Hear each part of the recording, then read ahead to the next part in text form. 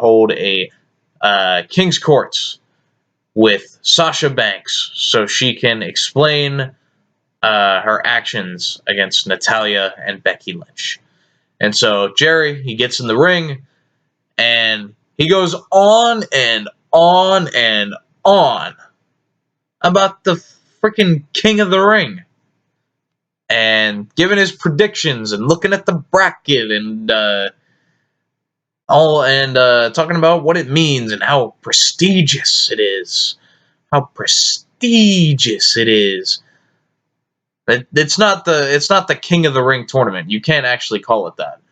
Just like Crown Jewel, they had, what was it, the WWE World Cup to determine the best in the world. Now this is the prestigious King of the Ring tournament. That's its full name. So Jerry goes on and on and on about shit that no one could possibly care about because it's not what we were told that we were going to see. And so he goes on and on until eventually the lights start to go off. And we know what that means.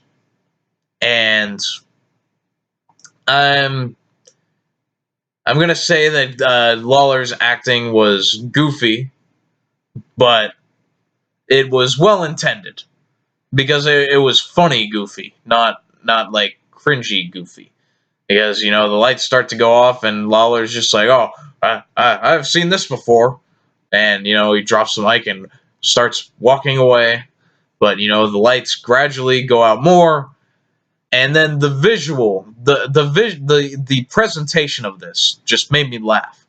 Because it was like proper bad horror movie.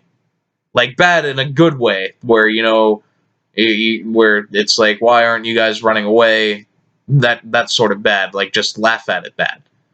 So Lawler, and you can see it through like the flickering lights that come on in the spotlight, Lawler stops at the ramp and looks back at the ring.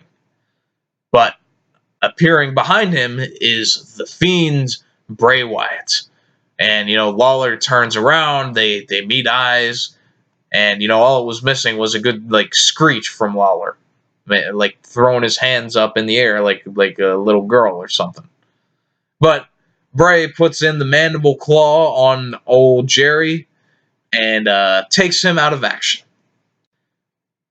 I want to propose this, though, and I'm interested in the meaning behind it. Because now the Fiend, part of his character has become that, he attacks the legends when they come to Raw.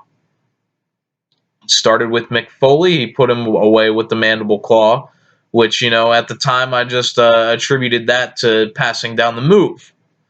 But then, they did it with Kurt Angle, and now they did it with Jerry Lawler. And so I'm interested, like, what is the Fiend's character motivation behind wanting to take out the legends?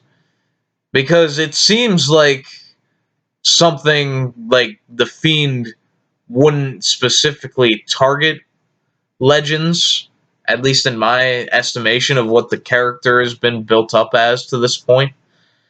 But, other than Finn Balor, everyone that he's attacked has been a legend. And, it could be a less interesting answer than any character motivation. It could just be because they want to give him someone or someones that he can appear against, he can do his finish against, and do all the spooky stuff, and not have to carry on a feud with them afterwards, That way he just is able to do the one thing.